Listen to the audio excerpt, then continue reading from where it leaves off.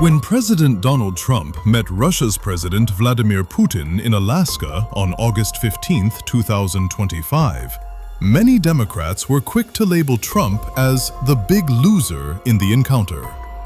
However, Republicans and Trump loyalists saw the meeting very differently.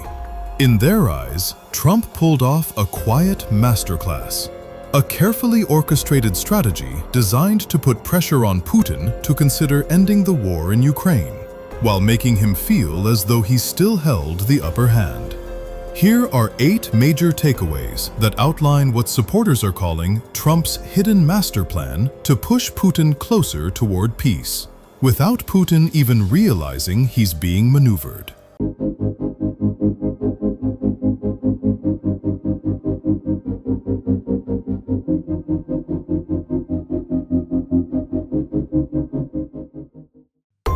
One, the location.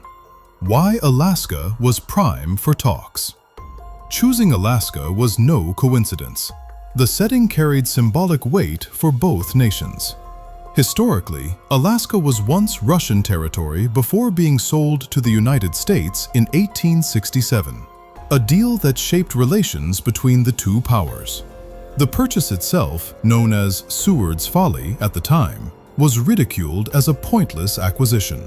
But history later proved the move strategic, as Alaska became rich in natural resources and militarily significant during the Cold War. By staging the meeting in Alaska, Trump cleverly reminded Putin of this long, complex history, a subtle way of saying that Russia's losses on the global stage are not new. At the same time, Alaska served as neutral ground on U.S. soil, closer geographically to Russia, but still firmly under American control. It was a deliberate balance of accessibility and dominance, close enough for Putin to come, yet symbolic of America's upper hand. 2. The red carpet welcome. Putin's international standing has plummeted since the war in Ukraine began. With sanctions, international arrest warrants, and travel restrictions hanging over him, his ability to step foot in Western nations has been severely limited. For nearly 2 years, he has been confined largely to meetings with China, Iran, North Korea, and a handful of allied nations willing to risk Western backlash. So when Trump rolled out the red carpet in Alaska, it was more than just diplomatic courtesy. It was calculated theater. The cameras, the flags, the formal welcome. It gave Putin the sense of global relevance he has been starved of since 2022. For a man who thrives on power optics, this was irresistible. Trump understood that giving Putin this symbolic respect would soften him for deeper negotiations, all while America maintained the real leverage. 3. The control game. Trump has always fashioned himself as a master negotiator. His philosophy has often been that to get the most from your adversary, you must let them believe they're in control, even when they aren't. That's exactly what played out in Alaska. Throughout the press conferences and photo ops, Trump allowed Putin to do much of the talking. He rarely interrupted. He smiled and he nodded. Classic signals of deference. But in truth, this was tactical silence. Hosting the meeting on U.S. soil meant Trump was setting the stage, the terms, and the narrative.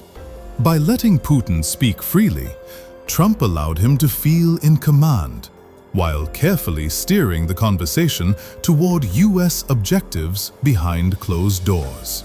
It was a textbook move in psychological gamesmanship. Let your opponent believe they're in charge, only to walk away with the real concessions. 4. The show of force.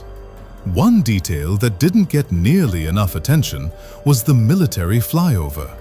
During the Alaska meeting, a U.S. B-2 bomber, escorted by advanced F-22 Raptors, flew overhead. To the casual observer, it might have seemed like ceremonial pageantry. But to anyone versed in military symbolism, it was a loud reminder of America's unmatched military dominance.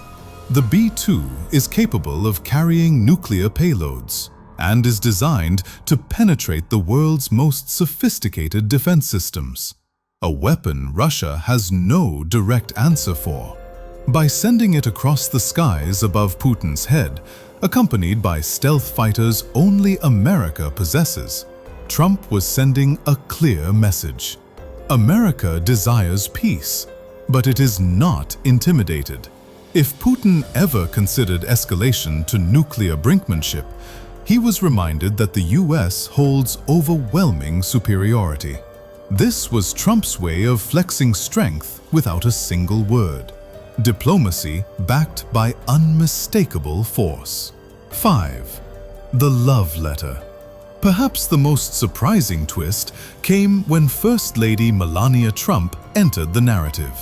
Trump recalled an earlier moment when he had spoken with Putin about reducing attacks, only to have Melania draw his attention to a fresh Russian strike on a Ukrainian hospital that killed children. It was a wake-up call. Empty promises weren't enough. During the Alaska summit, Melania reportedly passed a handwritten letter to her husband, which he then read aloud before handing it directly to Putin. The message was simple but powerful. It's time to protect children. Coming from a European-born First Lady, the words carried soft power that no military threat could replicate. In front of both delegations, Putin was confronted not just by Trump's rhetoric, but by the moral weight of a mother speaking on behalf of innocent lives. It was a diplomatic move that blended Trump's blunt negotiation style with Melania's understated but effective appeal to conscience. Soft power at its finest. 6. Ceasefire over quick deals. Observers noticed quickly that a full peace deal wasn't going to materialize from this first encounter. But Trump was playing a longer game. Instead of pushing for an immediate, fragile deal that would likely fall apart, he floated the idea of a ceasefire as a temporary but crucial first step. By keeping the focus on halting violence rather than hammering out permanent borders, Trump kept negotiations alive while creating breathing space. This also gave him leverage. The promise of future talks tied to a ceasefire meant Putin would have to return to the table if he wanted legitimacy. It was less about the deal on the day and more about laying the groundwork for a bigger, lasting resolution. 7. A trap for Putin. Supporters argue that the entire Alaska meeting was essentially a trap for Putin. On the surface, it looked like Trump was offering respect and dialogue. But beneath that, the US was preparing sharp alternatives should Russia resist. Trump's administration hinted at the possibility of extending sanctions not only against Russia itself, but also against its major trading partners, notably China and India, who have helped prop up Moscow's economy. Such a move would ripple across global markets and squeeze Russia even further. On top of that, Trump made clear that if Russia continued dragging out the war, America and NATO still had the option to escalate militarily, with manpower, intelligence, and direct intervention. In short, Putin walked into Alaska thinking he was being respected, but he also walked into a tightening box of limited options. 8. Intense negotiations and the road ahead. The toughest issue remains territory. Russia has occupied significant parts of Ukraine and shows no signs of relinquishing them easily. Ukraine, on the other hand, has repeatedly made clear it will not concede further land. This stalemate loomed over the Alaska talks. What Trump hinted at, however, was the possibility of a three-way summit involving himself, Putin, and Ukraine's President Zelensky. Putin's comment that the next time should be in Moscow could pave the way for exactly that. A stage where all three leaders would be forced to sit together and confront their differences directly. Until then, negotiations will remain fraught, with demands, threats, and concessions shaping the battlefield as much as the front lines do. But Alaska marked something important. A possible turning point where dialogue, however tense, re-entered the equation. In conclusion, whether you see Trump as a loser or a master strategist, one thing is undeniable. The Alaska summit was not business as usual.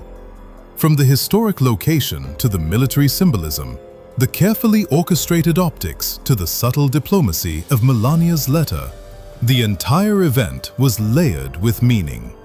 For Democrats, it was another example of Trump cozying up to dictators. For Republicans, it was proof that only Trump has the boldness to pull Putin into a room and confront him. But for the world, it was a reminder that this war will not end on the battlefield alone. It will end when someone finds the leverage to make Putin believe peace is his idea.